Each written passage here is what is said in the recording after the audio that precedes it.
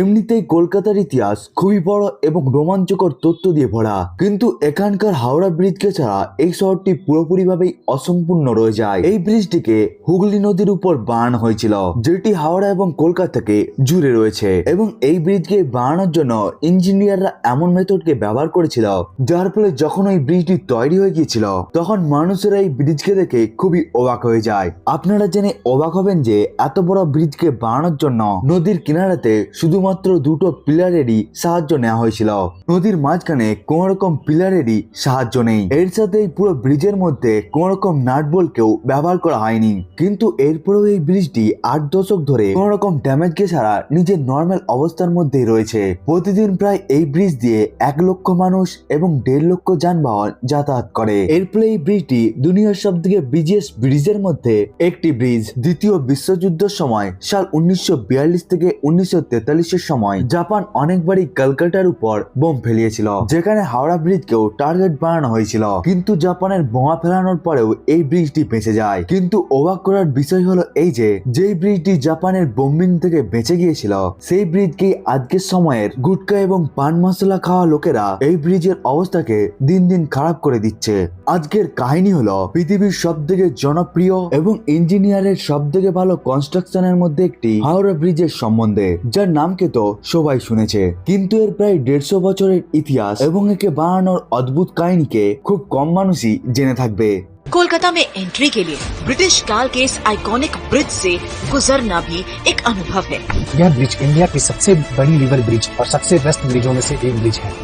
जब ये ब्रिज पूरा हुआ तब ये देश का पहला और दुनिया का तीसरा ऐसा ब्रिज था। 18 শতাব্দীর মাঝ বরাবর ইংরেজরা প্রায় পুরো ভারতকে ক্যাপচার করে নিয়েছিল। নিজেদের শাসনকে মজবুত করার জন্য এবং নিজেদের ব্যবসাকে বাড়ানোর জন্য ইংরেজরা ভারতের ভিন্ন ভিন্ন শহরের মধ্যে ডেভেলপমেন্ট করতে শুরু করে দেয়। বাড়তে থাকা সময়ের সাথে সাথে যখন ট্রান্সপোর্টেশনের জন্য রেলপথকে বাড়ানো হতে থাকে, তখন এক্সপোর্টকে আরো দ্রুত বাড়ানোর জন্য ইংরেজরা সাল 1853-তে মহারাষ্ট্রের বোম্বে এবং 1854-তে ওয়েস্ট বেঙ্গলের হাওড়াতে রেলপথ বানাতে শুরু করে দেয়। ওই সময়ের মধ্যে বেঙ্গল ইংরেজদের সব থেকে পাওয়ারফুল জায়গা এবং কলকাতা ব্রিটিশ শাসনের রাজধানী ছিল। এখান থেকে প্রায় সমস্ত ধরনের ট্রেডকে কন্ট্রোল করা হতো।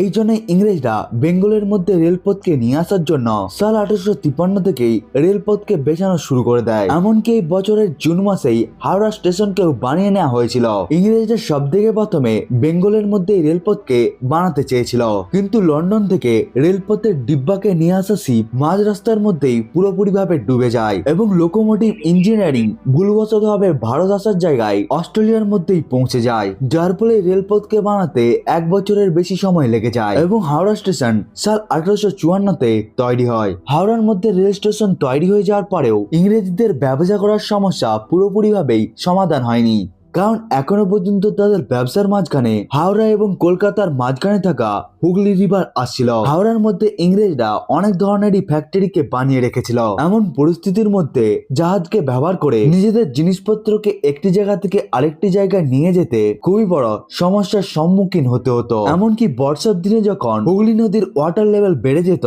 তখন ইংরেজদেরকে বাধ্য হয়ে নিজেদের ব্যবসাকে 6 থেকে 7 দিনের জন্য বন্ধ করে রেখে দিতে হতো। ইংরেজদেরকে হাওড়া থেকে কলকাতার মধ্যে নিজেদের ব্যবসার জিনিসপত্রকে নিয়ে যাওয়ার জন্য হুগলি নদীর মধ্যে অনেক জাহাজকে চালাতে হতো, যেটি তাদের জন্য খুব বেশি কস্টলি এবং সময়কে অপচয় করাতো। এমনকি অনেকবার হুগলি নদীর মধ্যে বন্যা এসে যাওয়ার জন্য তাদের র মেটেরিয়াল অনেকবারই খারাপ হয়েও যেত।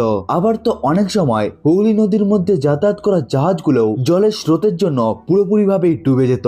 হুগলি নদীটি ব্রিটিশ মানুষদের সাথে সাথে সাধারণ মানুষের জন্য একটি সমস্যার বড় কারণ হয়ে দাঁড়িয়েছিল, যার ফলে সাধারণ মানুষকেও হাওড়া থেকে হুগলি যাওয়ার জন্য অনেকটাই সমস্যার সম্মুখীন হতে হতো। এমনকি যখন থেকে হাওড়া স্টেশন বানানো হয়ে গিয়েছিল, তখন থেকে এই সমস্যা আরো বড় হয়ে দাঁড়ায়।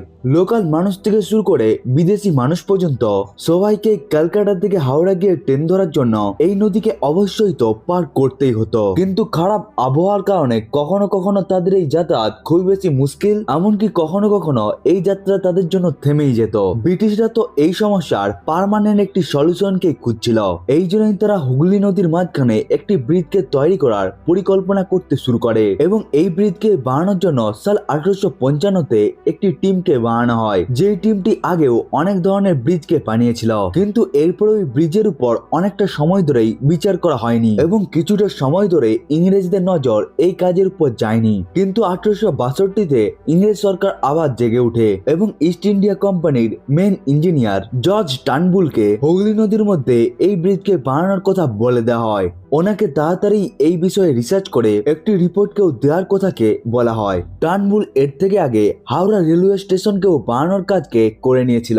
গভর্নমেন্টের অর্ডারকে পেয়ে যাওয়ার পরেই তিনি এই ব্রিজের প্ল্যানিংকে বানাতে শুরু করে দেয়। অনেক মাসের রিসার্চের পর 19 মার্চ 1862-তে তিনি নিজের রিপোর্টকে সরকারকে দিয়ে দেয়। কিন্তু কোনো কারণবশত ভাবে ওই ব্রিজকে বানানোর পরিকল্পনা আবার বন্ধ করে দেওয়া হয়। এমনকি অনেক বছর ধরেই এই ব্রিজের কনস্ট্রাকশনের কাজ বন্ধ হয়ে রয়ে যায়। এরপরে সাল 1870-এ কলকাতা পোর্টকে স্থাপন করা হয় এবং এরপরে ব্রিটিশ সরকার সাল 1871-এ হাওড়া ব্রিজ অ্যাক্টকে পাস করে ব্রিজ বানানোর কাজ ইস্ট ইন্ডিয়া কোম্পানির চিফ ইঞ্জিনিয়ার স্যার ব্র্যাডফোর্ড লেসলিকে দিয়ে দেয়। তিনি এই যার মধ্যে একটি পন্টুন ব্রিজকে বানানোর পরিকল্পনাকে নিয়ে আসে। প্ল্যানের অনুসারে এই ব্রিজকে এমন ভাবে বানানো হতো যার ফলে দরকার পড়লে এই ব্রিজকে দুটো ভাগে বিভক্ত করা যেতে পারত, যাতে নদীর মধ্যে দিয়ে যাতায়াত করা বড় জাহাজগুলো এই ব্রিজের সাথে ধাক্কা না খেয়ে যাতায়াত করতে পারে। পন্টুন ব্রিজের পরিকল্পনাকে সরকার খুবই বেশি পছন্দ করে এবং খুব তাড়াতাড়ি এই অ্যাক্টকে পাস করে দেওয়া হয়। আসলে পন্টুন ব্রিজ নদীর মধ্যে ভাসতে থাকা নৌকাকে ব্যবহার করে বানানো হতো, যেটির ব্যবহারকে বেশিরভাগ সময় কোন রকম এমার্জেন্সির সময়ই করা হয়। যেহেতু হুগলি নদী সব সময় জল দ্বারা ভর্তি থাকতো এবং যখন এই নদীর মধ্যে জোয়ার ভাটা এসে যেত তখন এই নদীর জলের মধ্যে খুব বেশি উত্থান এবং পতনকেও দেখা যেত। এই জন্যই এই ব্রিজের সব থেকে বড় লাভ ছিল এই যে নদীর জলস্রোত যখন উপর নিচে হতো তখন পন্টুন ব্রিজও নদীর জলস্রোতের সাথেই উপর নিচে হতো। আদেশ অনুসারে পন্টুন ব্রিজের উপর কাজ শুরু হয়ে যায়। এই ব্রিজকে বানানোর জন্য সমস্ত ধরনের পার্টস ব্রিটেন থেকেই আসতো, যেগুলোকে কলকাতার মধ্যেই অ্যাসেম্বল করা হতো। এই ব্রিজকে বানানোর সময় 20 মার্চ 1874-এ কলকাতাতে খুবই বড় একটি ঝড় এসে যাওয়ার জন্য এই ব্রিজটি অনেকটাই ড্যামেজ হয়ে যায়। এই ব্রিজের কিছু সময় পরেই এগেরিয়া স্টিমার এই ব্রিজের সাথেই ধাক্কা খেয়ে যায়, যার ফলে এই ব্রিজের 3টি পন্টুন জলের মধ্যেই ডুবে যায় এবং এই ব্রিজের প্রায় 200 ফিট অংশ পুরোপুরিভাবেই ড্যামেজ হয়ে যায়। এমন ভাবেই এতগুলো সমস্যাকে পার করার পর সাল 1874-এর মধ্যে এই ব্রিজটি তৈরি হয়ে যায় এবং এই ব্রিজকে বানাতে প্রায় 3 বছরের সময় লেগে যায় এবং প্রায় 22 লক্ষ টাকা খরচ হয়ে যায়। এই পন্টুন ব্রিজ 1528 ফুট লম্বা এবং 62 ফিট চওড়া ছিল। এমনকি এই ব্রিজের মধ্যে মানুষের যাতায়াতের জন্য 7 ফিটের একটি রাস্তাকেও বানানো হয় এবং এরপরে এই ব্রিজকে 17 অক্টোবর 1874-এর জন্য সমস্ত মানুষেরই যাতায়াতের জন্য খুলে দেওয়া হয়। এরপরে যখনই হুগলি নদীর মাঝখান দিয়ে কোনো বড় জাহাজ যাতায়াত করত তখনই এই ব্রিজকে মাঝখান থেকে খুলে দেওয়া হতো। এমন ভাবে যাতায়াত তো চলছিল, কিন্তু ব্রিটিশ সরকাররা এই ব্রিজকে শুধুমাত্র টেম্পোরারি ব্যবহার করার জন্য বানিয়েছিল। এই পন্টুন ব্রিজকে বানানোর পর কলকাতা থেকে হাওড়া যাতায়াত করার ব্যবস্থা খুবই সহজ সরল হয়ে যায়। এরপরে এই ব্রিজকে লক্ষেরও বেশি মানুষ ব্যবহার করতে শুরু করে দেয়, কিন্তু অনেকবারই এই ব্রিজ নিজের ক্যাপাসিটির থেকেও অনেক বেশি ভারকে বহন করার জন্য ধীরে ধীরে এই ব্রিজটি ড্যামেজ হতে শুরু হয়ে যায়। কিন্তু ব্রিটিশরা এই ব্রিজের উপর কোন রকম নজরই দেয়নি। এর ফলে এই ব্রিজকে অনেক বছর ধরেই ব্যবহার করা হতে থাকে। গাড়ি এবং মানুষের হুগলি নদীকে পার করার জন্য পন্টুন ব্রিজ তো একটি রাস্তাকে দিয়ে দিয়েছিল, কিন্তু এরপরেও কলকাতার সাথে রেলওয়ের কানেক্টিভিটি অতও ভালো হয়নি। ব্রিটিশ সরকার কলকাতাকে অন্য রাজ্যের মধ্যে থাকা সমস্ত শহরগুলোর সাথেই রেলওয়ের দ্বারা কলকাতাকে যুক্ত করতে চেয়েছিল। এরপরে রেলওয়ে ব্রিজের ডিজাইন এবং এর প্ল্যানিং এর কাজকেও পন্টুন ব্রিজকে বানানোর চিফ ইঞ্জিনিয়ার স্যার ব্র্যাডফোর্ড লেসলিকে দিয়ে দেওয়া হয়। ব্র্যাডফোর্ড লেসলি এই কাজের জন্য স্যার আলেকজান্ডার মেডোস রেন্ডেলের সাহায্য নেয় এবং তারা দুজনে মিলে এই ডিজাইনকে তৈরি করে এই ব্রিজের চিফ ইঞ্জিনিয়ার আর্থার জন ব্যারিকে দিয়ে দেয়। সাল 1882-র মধ্যে এই ব্রিজকে বানানোর কাজকে শুরু করে দেওয়া হয় এবং সাল 1887-র মধ্যে এই ব্রিজটি তৈরি হয়ে যায় এবং এই বছরটির মধ্যেই মহারানী ভিক্টোরিয়ার শাসনের 50 বছর কমপ্লিট হচ্ছিল এবং ব্রিটিশ অফিসাররা এই বছরটিকে গোল্ডেন জুবলি হিসেবে সেলিব্রেট করতে চেয়েছিল। এর ফলে এই ব্রিজের নামকে জুবলি ব্রিজ রেখে দেওয়া হয়। রেলওয়ে ব্রিজ তৈরি হয়ে যাওয়ার পরেও পন্টুন ব্রিজের লোড এখনো পর্যন্ত কম হয়নি এবং 20 শতাব্দীর শুরুর দিকে এই ব্রিজটির মধ্যে গরুর গাড়ির লম্বা লম্বা লাইন লাগতে শুরু হয়ে যায়। ওই সময়ের মধ্যে কলকাতা ব্রিটিশ শাসনের ক্যাপিটাল হওয়ার সাথে সাথে কলকাতা ব্রিটিশ শাসনের ইকোনমিক সেন্টারও ছিল, যার ফলে এখানে মানুষের ভিড় খুবই বেড়ে গিয়েছিল এবং এই বাড়তি লোডের জন্য পন্টন ব্রিজ খুব বেশি ড্যামেজ হচ্ছিল এবং অনেক বড় লোড ভর্তি গাড়ি এই পন্টন ব্রিজের উপর দিয়ে যাতায়াত করেই বেড়াতো, যার ফলে এতটা ভার সহ্য করা এই ব্রিজের জন্য এখন একটি ইম্পসিবল কাজ হয়ে দাঁড়ায়। এর ফলে সাল 1905-এর মধ্যে অ্যাক্সিডেন্টের বিপদকে দেখে ব্রিটিশ সরকার এই ব্রিজের একটি টেকনিক্যাল ইন্সপেকশন করায়, যেখানে এই ব্রিজের খুবই খারাপ স্থিতিকে জানতে পারা যায়। এই ব্রিজের এতটা খারাপ অবস্থাকে দেখার পর খুব তাড়াতাড়ি একটি নতুন ব্রিজকে কনস্ট্রাকশনের কাজকে লক্ষ্য করার জন্য ব্রিটিশ সরকারকে বলা হয়। এরপরে ব্রিটিশ সরকার খুব তাড়াতাড়ি এই কাজের মধ্যে লেগে পড়ে এবং নতুন কনস্ট্রাকশনের জন্য তার প্ল্যানিং কেও কন্টিনিউ করতে শুরু করে দেয়। এরপরে এর পরের বছর সাল 1906-এ পোর্ট কমিশন ইস্ট ইন্ডিয়া রেলওয়ের চিফ ইঞ্জিনিয়ার আর.এস. হায়েট এবং কলকাতা কর্পোরেশনের চিফ ইঞ্জিনিয়ার ডব্লিউ.বি. ম্যাকেবের প্রেজেন্সে একটি কমিটিকে বানিয়ে নেয়। ওনাদেরকে হুগলি নদীর উপর একটি নতুন ব্রিজকে বানানোর ভিউকে দেখে একটি প্ল্যানিং এবং একটি কনস্ট্রাকশনের রিপোর্টকে তৈরি করার জন্য বলা হয়। তারা দুজনে মিলে খুব তাড়াতাড়ি একটি রিপোর্টকে বানিয়ে ব্রিটিশ সরকারকে দিয়ে দেয়। কমিটি নিজেদের রিপোর্টের মধ্যে 6 ধরনের ব্রিজকে বানানোর পরিকল্পনা পোর্ট কমিশনকে পাঠিয়েছিল, যেখানে টানেল ব্রিজ থেকে শুরু করে ফ্লোটিং ব্রিজের পরিকল্পনাও বলা হয়েছিল। এরপরে এই 6টি ব্রিজের উপরেও পরিকল্পনা করা হতে থাকে। ব্রিজের কনস্ট্রাকশন, ফাইন্যান্সিয়াল অ্যাসপেক্ট এবং ট্রাফিকের পোটেনশিয়ালকে দেখে এখানে ফ্লোটিং ব্রিজের পরিকল্পনাকেই বেছে নেওয়া হয়। এরপরে পোর্ট কমিশন এই নতুন ফ্লোটিং ব্রিজের ডিজাইন এবং কনস্ট্রাকশনের জন্য টেন্ডার বার করতে শুরু করে দেয়, যার মধ্যে 23টি কোম্পানিকে শর্টলিস্ট করা হয়। এই কোম্পানিগুলোকে ব্রিজের ডিজাইনকে বানিয়ে কমিটিকে দিতে হতো এবং সবচেয়ে বেস্ট ডিজাইন করা কমিটিকে 3000 পাউন্ডের পুরস্কার দেওয়া হতো। এরপরে সমস্ত কোম্পানি মিলে নিজেদের ডিজাইনগুলোকে কমিটিকে দিয়ে দেয়, যার মধ্যে কমিটি একটি জার্মান কোম্পানির ডিজাইনকে খুবই পছন্দ করে, কিন্তু এরপরেও ডিজাইনকে লোকেশনের হিসাবে আপ টু মার্ক না ভেবে ওই ডিজাইনকেও পুরোপুরিভাবে ড্রপ করে দেওয়া হয়। যেখানে নতুন ব্রিজকে নিয়ে প্ল্যানিং চলছিল, ওই সময়ের মধ্যেই বাংলা একটি খুবই বড় রাজনীতির উত্থান পতনের মধ্যে দিয়ে যাচ্ছিল।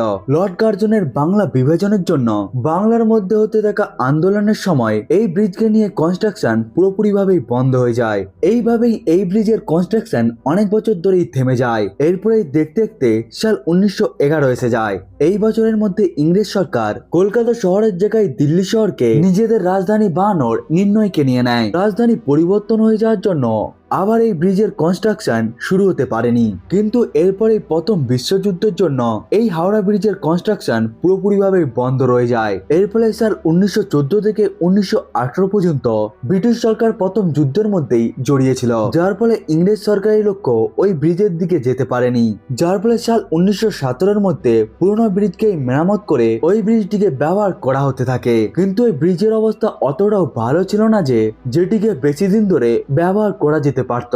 এই জন্যই নতুন ব্রিজকে বানানোর জন্য সাল 1921-এর মধ্যে বাংলার একজন জনপ্রিয় ইন্ডাস্ট্রিয়ালিস্ট এবং আর্কিটেক্ট আর.এন. মুখার্জির নেতৃত্বে মুখার্জি কমিটিকে বানানো হয়। মুখার্জি ওই সময়ের মধ্যে মার্টিন অ্যান্ড কোঅপারেশন লিমিটেড নামক একটি কোম্পানিকে চালাতো, যার সাহায্যে কলকাতার মধ্যে এর থেকেও আগে ভিক্টোরিয়াল মেমোরিয়াল এবং বেলুড় মঠকে স্থাপন করা হয়েছিল। ইংরেজ সরকারের আর.এন. মুখার্জির কাজের উপর পুরোপুরিভাবে ভরসা ছিল এবং তিনি এই কাজকে পুরোপুরিভাবে নিজের উপর নিয়ে 1 বছরের মধ্যেই সাল 1922-এ নিউ হাওড়া ব্রিজ কমিশনের কাছে নিজের রিপোর্টকে পাবলিশ করে দেয়, যেখানে ক্যান্টিলিভার ব্রিজকে বানানোর পরিকল্পনা দেয়া হয়। এরপরে সাল 1926 আস্তে আস্তে এই আইডিয়ার উপর খুব বেশি প্রোগ্রেস দেখা যেতে থাকে এবং এই সময়ের মধ্যে সরকার নিউ হাওড়া ব্রিজ অ্যাক্টকেও পাস করিয়ে দেয়। এরপরে একটি কনসাল্টিং ফার্ম রেন্ডেল পার্মার অ্যান্ড ট্রাইটেনকেও একটি অল্টারনেটিভ কাজের জন্য বলে দেওয়া হয়। এই ফার্মটি সাল 1929-এর মধ্যে পোর্ট ট্রাস্টকে একটি রিপোর্ট সাবমিট করে, যেখানে তারা এক প্রকারের ক্যান্টিলিভার এবং ফ্লোটিং ব্রিজকে বানানোর পরিকল্পনা দিয়েছিল। এরপরে সাল 1930-এর মধ্যে গুড কমিটিকে বানানো হয় এবং তাদেরকে এই নতুন ব্রিজকে বানানোর দায়িত্ব দেওয়া হয়। সাল 1930-এর মধ্যে গুড কমিটি নিজেদের রিপোর্টকে পোর্ট কমিশনকে দিয়ে দিয়েছিল, যেখানে তারা রেন্ডেল পার্মার এবং টাইটানের প্রপোজালকে নিয়ে আগে চলে যায় ব্যালেন্স ক্যান্টিলিভার ব্রিজকে বানানোর জন্য। এরপরে এই ফার্মটি নতুন একটি ডিজাইনকে তৈরি করে ফার্মকে দিয়ে দেয়। এই কমিটিটি নতুন ব্রিজকে বানানোর জন্য নতুন টেন্ডারকেও বার করতে শুরু করে দেয় এবং এই টেন্ডারের মধ্যে সব থেকে কম টাকা চেয়ে নেয় একটি জার্মান কোম্পানি। কিন্তু যখন সময় আগে এসে যায় ততক্ষণ পর্যন্ত সাল 1935 এসে যায় এবং এই সময়ের মধ্যে জার্মান এবং ব্রিটেনের মধ্যে সম্পর্ক খুবই খারাপ হয়ে যায়, যার ফলে এই কোম্পানিকে আর এই কন্ট্রাক্টটিকে দেওয়া হয়নি। টেন্ডারে লাগানো বলির হিসাবে এই কাজটিকে একটি British company Cleveland Bridge and Engineering Company লিমিটেডকে দিয়ে দেওয়া হয়। সাল 1935 এর মধ্যে ব্রিটিশ সরকার এই নতুন হাওড়া ব্রিজকে বানানোর জন্য একটি অ্যাক্ট পাস করিয়ে দেয়। এরপরে এই পরের বছর অর্থাৎ সাল 1936 এর মধ্যে Cleveland Bridge and Engineering company limited এই হাওড়া ব্রিজের কনস্ট্রাকশনের কাজকে শুরু করে দেয়। অন্যদিকে পোর্ট কমিশন এর ফেব্রিকেশন এবং ভিন্ন ধরনের ইরেকশনের কাজের জন্য হাওড়ার মধ্যেই থাকা একটি ফার্ম বিবিজে কনস্ট্রাকশন প্রাইভেট লিমিটেডকে এর কাজ দিয়ে দেয়। এরপরে হুগলি নদীর মধ্যে থাকা বিশালাকার পাথরগুলোকেও বাইরে বার করা হতে থাকে এবং এরপরে একদিন রাতের বেলাতে যখন নদী থেকে মাটি এবং পাথরকে বার করা হচ্ছিল তখনই একটি বিশালাকার টাওয়ার ভুলবশত ভাবে পড়ে যায়, যার ফলে এই ব্রিজটি নিজের ওজনের জন্য 2 ফিট নিচে ঢুকে যায়। এর ফলে ওই জায়গার মধ্যে এমন একটি বড় বিস্ফোরণ ঘটে যার ফলে খিদিরপুরের মধ্যে লাগানো সিসমোগ্রাফের মধ্যে একে একটি ভূমিকম্পের ঝটকা হিসাবে রেকর্ড করে নেয়।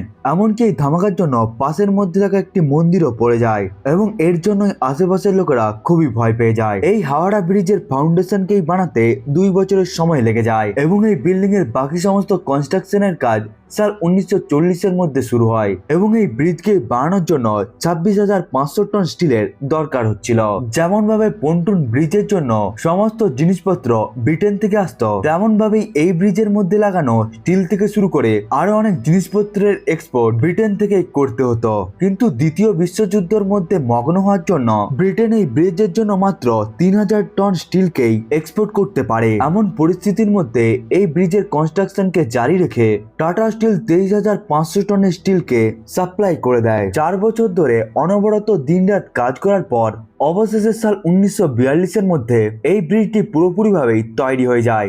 এমনকি এই ব্রিজকে বানানোর জন্য তখনকার সময়ের 2.5 কোটি টাকা লেগে যায় এবং তখনকার সময়ের এই হাওড়া ব্রিজটি বিশ্বের সবচেয়ে তৃতীয় বড় ক্যান্টিলিভার ব্রিজ ছিল। এই ব্রিজটি লম্বত্ব 2,313 ফিট, উচ্চতা প্রায় 269 ফিট এবং এই পুলের সেন্ট্রাল ডেক অর্থাৎ এই ব্রিজের মধ্যে দিয়ে যাতায়াতের জন্য 71 ফিটের একটি লম্বা রাস্তাকেও বানানো হয়। এছাড়াও এই ব্রিজের দুটো ভাগেই মানুষের চলাফেরার জন্য 15 ফিটের দুটো বড় রাস্তাকেও বানানো হয়েছিল এবং এর সেন্ট্রাল ফ্রেমের লম্বত্ব ছিল প্রায় 1500 ফিটের মতো এবং এই ব্রিজের ডেককে মেন ট্রাসের 39টি পেয়ার অফ হ্যাঙ্গারের সাহায্যে ঝুলিয়ে রাখা হয়েছিল।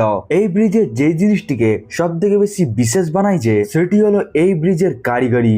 এই ব্রিজের মধ্যে থাকা স্টিলগুলোকে জোড়ানোর জন্য একটি মাত্র নাটবল্টকে ব্যবহারই করা হয়নি। এই পুরো ব্রিজকে পুরোপুরিভাবেই ঝালাইয়ের দ্বারাই একটি স্টিলকে আরেকটি স্টিলের সাথে যুক্ত করা হয়েছিল। এমনকি আপনারা এটিকে জেনে অবাক হবেন যে এই পুরো ব্রিজটি নদীর দুটো কিনারাতে থাকা কেবল 280 ফিট লম্বার পিলারের উপরে নির্ভর করে দাঁড়িয়ে রয়েছে এবং এই দুটো পিলারের দূরত্ব প্রায় 1500 ফিটের মতো। এই দুটো পিলারকে ছাড়া এই ব্রিজকে পুরোপুরিভাবে সাপোর্ট করার জন্য মাঝখানে কোন রকম সাপোর্টকেই লাগানো হয়নি, কিন্তু এরপরও বানানোর পর থেকে এই ব্রিজটি আগের মতো ভাবেই দাঁড়িয়ে রয়েছে। হাওড়া ব্রিজটি নিজের এই অসাধারণ কারিগরির জন্যই এই ব্রিজটি লক্ষ লক্ষ মানুষকে নিজের দিকে আকর্ষিত করে। মানুষেরা এটিকে ভেবে অবাক হয়ে যায় যে এতটা বিশালাকার ব্রিজ কিভাবে এতটা মিনিমাম সাপোর্ট থাকার পরেও কেমন ভাবে দাঁড়িয়ে রয়েছে। আসলে এই ব্রিজকে বানানোর সময় ব্রিটিশ সরকার কনস্ট্রাকশন কোম্পানিগুলোকে শক্তভাবেই আদেশ দিয়েছিল যে এই ব্রিজকে বানানোর জন্য যাতে নদীর মধ্যে খুবই কম পরিমাণে পিলারের ব্যবহার করা হয়, যাতে নদীর মধ্যে যাতায়াত করতে থাকা বড় বড় জাহাজগুলো এই ব্রিজটির সাথে ধাক্কা না খায়। ওই সময় হুগলি নদীর সাহায্যেই সমস্ত জিনিসপত্রকেই এক্সপোর্ট করা হতো এবং হাওড়া ব্রিজের মধ্যে যদি বেশি পিলার থাকতো তাহলে অবশ্যই বড় বড় জাহাজগুলো ওই সমস্ত পিলারের সাথে ধাক্কা খেয়ে যেত। হাওড়া ব্রিজ কলকাতাকে হাওড়া রেলওয়ে স্টেশনের সাথেও যুক্ত রাখে, এই জন্য এই ব্রিজকে গেটওয়ে টু কলকাতাও বলা হয়। এই ব্রিজটি সরকারের জন্য খুবই বড় একটি সাকসেসের সাথে সাথে কলকাতা এবং হাওড়ার মানুষের জন্য এটি খুবই বড় একটি উপলব্ধি ছিল। কিন্তু ওই সময়ের মধ্যেই অসাধারণ ব্রিজকে কোন রকম ইনারগেশন ছাড়াই চালু করে দেওয়া হয়, কারণ ওই সময়ের মধ্যে দ্বিতীয় বিশ্বযুদ্ধ চলছিল এবং ব্রিটেনরা ভয়ের মধ্যে ছিল যে জাপান যাতে কলকাতার মধ্যে অ্যাটাক না করে দেয়। এই জন্য ব্রিটিশ সরকার চুপচাপ কোন রকম ইনারগেশন ছাড়াই এই ব্রিজকে সাধারণ মানুষের জন্য খুলে দেয়।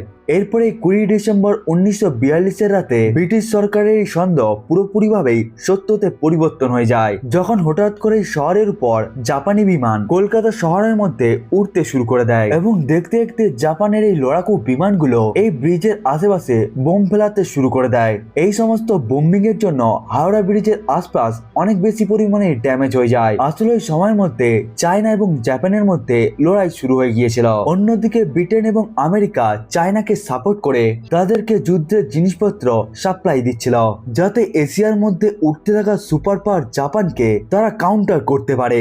তখন চায়নাকে সমস্ত অস্ত্রকে সাপ্লাই করার জন্য একটি রাস্তা ছিল, যেটি ভারতের মধ্যে দিয়ে যেত এবং জাপানের এই লক্ষ্য আমেরিকা এবং ব্রিটেনের এই সাপ্লাই চেনকেই ভেঙে দেওয়ার উদ্দেশ্য ছিল। ওই সময় হাওড়া ব্রিজের সামনেই একটি ফেমাস পোর্ট ছিল এবং জাপানি এয়ারফোর্স হাওড়া ব্রিজের সাথে সাথে ওই পোর্টকেও ভালোভাবে ধ্বংস করে দিতে চেয়েছিল, কিন্তু জাপানি এয়ারফোর্স কাউন্টার অ্যাটাকের ভয়ে এই অ্যাটাককে রাতের বেলাতে করে এবং রাতের অন্ধকারে জাপানি এয়ারফোর্সের টার্গেট পুরোপুরিভাবে মিস হয়ে যায় এবং ওই সমস্ত বোমগুলো হাওড়া ব্রিজের জায়গায় একটি হোটেলের মধ্যেই এসে পড়ে যায়, যার ফলে আশেপাশের জায়গা তো খুবই বেশি পরিমাণে ড্যামেজ হয়ে যায়। কিন্তু ভাগ্যবশত ভাবে হাওড়া ব্রিজের কিছুই হয়নি। দ্বিতীয় বিশ্বযুদ্ধ শেষ হওয়ার 2 বছর পর সাল 1947 মধ্যে ভারত ইংরেজদের হাত থেকে মুক্ত হয়ে যায় এবং হাওড়া ব্রিজের মালিকানা এখন এসে যায় ভারতবর্ষের কাছে। স্বাধীনতার পর এই ব্রিজের ব্যবহার আরো বেশি বেড়ে যায়। ওই সময়ের মধ্যে ক্যালকাটা এবং হাওড়ার মধ্যে কানেকশনকে বাড়ানোর জন্য এটি একমাত্র ব্রিজ হয়ে থাকতো। এর ফলে সাল 1993 এর আগে পর্যন্ত এই ব্রিজের উপর দিয়ে ট্রামও যাতায়াত করত, কিন্তু ভারী ভারী গাড়ির জন্য এই ব্রিজের উপর বেশি লোড বেড়ে যাওয়ার জন্য ট্রাম যাতায়াতকে হাওড়া ব্রিজের উপর সাল 1993 এর মধ্যেই বন্ধ করে দেওয়া হয়। হাওড়া ব্রিজ নিজের ইউনিক স্ট্রাকচার এবং ইম্পর্টেন্সের জন্য এই ব্রিজটি এতটাই বেশি পরিমাণে জনপ্রিয় হয়ে যায় যে যার ফলে দেশ এবং বিদেশের অনেক ফিল্ম ডাইরেক্টর এই ব্রিজকে নিজেদের মুভির মধ্যে দেখাতে শুরু করে। এরপরে সাল 1965 মধ্যে এই হাওড়া ব্রিজের নাম বিশ্বকবি রবীন্দ্রনাথ ঠাকুরের নাম অনুসারে এই ব্রিজের নামকে রাখা হয় রবীন্দ্র সেতু। কিন্তু এখনো মানুষের মুখ দিয়ে এই ব্রিজের পুরনো নাম অর্থাৎ হাওড়া ব্রিজের নাম এখনো যায়নি। এই জন্য সমস্ত মানুষরা এই ব্রিজকে হাওড়া ব্রিজ নামেই জানে। সাল 1970 পর্যন্ত বাংলার মধ্যে হতে থাকা অধিক জনবসতি এবং কমার্শিয়াল অ্যাক্টিভিটির মধ্যে গ্রো আসার জন্য এই ব্রিজের মধ্যে প্রেসার আরো বেশি বেড়ে যায়। এর ফলে হুগলি নদীর উপরে আরেকটি ব্রিজের দরকার হয়ে পড়ে। এই জন্যই 20 মে 1972 প্রাইম মিনিস্টার ইন্দিরা গান্ধী হুগলি নদীর উপর আরেকটি ব্রিজের পরিকল্পনা শুরু করে দেয়। কিন্তু সাল 1979 এসে এই ব্রিজের কনস্ট্রাকশন শুরু হয় এবং এই ব্রিজটি সাল 1992 আস্তে আস্তে পুরোপুরিভাবে তৈরি হয়ে যায় এবং এই ব্রিজের নামকে ঈশ্বরচন্দ্র বিদ্যাসাগরের নামে বিদ্যাসাগর সেতু নাম দেওয়া হয়, যেটিকে সেকেন্ড হাওড়া ব্রিজ নামেও জানা যায়। বিদ্যাসাগর সেতু তৈরি হয়ে যাওয়ার জন্য হাওড়া ব্রিজের উপর তো লোড কম পড়ে যায়, কিন্তু অনেক বছর ধরে এই ব্রিজকে ব্যবহার করার জন্য হাওড়া ব্রিজও এখন ধীরে ধীরে ড্যামেজ হতে শুরু হয়ে গিয়েছে। এই ব্রিজের মধ্যে থাকা পিলারের মধ্যে ভিন্ন ভিন্ন প্রকারের জং লাগতে শুরু হয়ে গিয়েছে। লম্বা সময়ের জন্য এই ব্রিজকে ব্যবহারে রাখার জন্য পশ্চিমবঙ্গ সরকার এই ব্রিজের উপর ভালোভাবে নজর রাখছে। এসব ছাড়াও হাওড়া ব্রিজের রক্ষার দায়িত্ব কলকাতা পোর্ট ট্রাস্টের উপর রয়েছে, কিন্তু অনেক চেষ্টার পরেও এই ব্রিজকে ড্যামেজ হওয়া থেকে আটকানো যেতে পারছে না। এমনই একটা উদাহরণকে আমরা সাল 2005 মধ্যেও দেখতে পাই, যখন 24 জুন 2005 একটি কার্গো শিপ এমভি মানি হুগলি নদীর উপর দিয়ে যাতায়াতের সময় হাওড়া ব্রিজের সাথেই ধাক্কা খেয়ে যায় এবং এই ধাক্কার জন্য ব্রিজের মধ্যে থাকা 40 ক্রস ব্রিজ ভেঙে যায় এবং এর দুটো ট্রলি গাইডও পুরোপুরিভাবে ভেঙে পড়ে। এরপরে হাওড়া ব্রিজকে রিপেয়ার করার জন্য 8 টন স্টিলকেও লেগে যায়। এর ফলে কলকাতা পোর্ট ট্রাস্টকে $50 লক্ষ খরচ করতে হয়। রিপেয়ার করার পর ব্রিজের এই অংশটি তো পুরোপুরিভাবে ঠিক হয়ে যায়, কিন্তু এখনো একটি জিনিস ছিল যেটি ব্রিজকে পুরোপুরিভাবে ধীরে ধীরে শেষ করে দিচ্ছে, যার ফলে ব্রিজের মধ্যে থাকা বেশিরভাগ জায়গার মধ্যেই জং লেগে যেতেও শুরু হয়ে গিয়েছে, যেটি ধীরে ধীরে বেড়েই যাচ্ছিল। এবং এরপরেই যখন কলকাতা পোর্ট ট্রাস্ট এই ব্রিজের মধ্যে জং লাগার কারণ এবং এর ড্যামেজের কারণগুলোকে জানার জন্য সাল 2011 মধ্যে যখন একটি ইন্সপেকশন করায়, তখনই খুবই একটি অবাক করার কারণ আমাদের সামনে এসে যায়। ইন্সপেকশন রিপোর্ট থেকে আমরা জানতে পারি যে স্টিলের মধ্যে জং লেগে যাওয়ার জন্য এর লম্বত্ব প্রায় অর্ধেক হয়ে গিয়েছে। এমনকি পুলের মধ্যে থাকা হ্যাঙ্গারের লম্বত্বও 6 মিলিমিটার থেকে কমে 3 মিলিমিটার হয়ে গিয়েছে এবং এতটা বড় ড্যামেজের কারণ হলো গুটকা এবং পান মশলার পিক। পান মশলা এবং গুটকা খাওয়া লোকেরা ওখান দিয়ে যাতায়াত করার সময় ওখানে থুতু ফেলিয়ে দিত, যার ফলে পান মশলার মধ্যে থাকা কেমিক্যালের জন্য এই সমস্ত স্টিলের সাথেই রিয়েকশন হয়ে যায় এবং ব্রিজের মধ্যে পুরোপুরিভাবেই জং লেগে যায়। ফরেন্সিক সায়েন্স অ্যান্ড টেকনোলজির ডাইরেক্টর চন্দ্রনাথ ভট্টাচার্যও বলেছেন থুতুর সাথে ওই পান মশলাটা মিলে গিয়ে এক ধরনের অ্যাসিড তৈরি করে, যেটি স্টিলকে খুব তাড়াতাড়ি ড্যামেজ করে দেয়, যার ফলে হাওড়া ব্রিজ দ্রুতই ড্যামেজ হয়ে যাচ্ছে। কলকাতা পোর্ট ট্রাস্টকে এই ব্রিজকে জং লাগা থেকে বাঁচানোর জন্য পিলারের কিনারাতে ফাইবার গ্লাসকেও লাগাতে হয়। পান মশলা এবং গুটকাকে ছাড়া অ্যাটমসফেরিক কন্ডিশন এবং বায়োলজিক্যাল বর্জ্য পদার্থ এই ব্রিজকে ধীরে ধীরে ড্যামেজ করছে। এসব ছাড়াও এই ব্রিজের উপর অনেক বছর ধরেই অনেক পাখি নিজেদের ঘর বানিয়ে রেখেছে।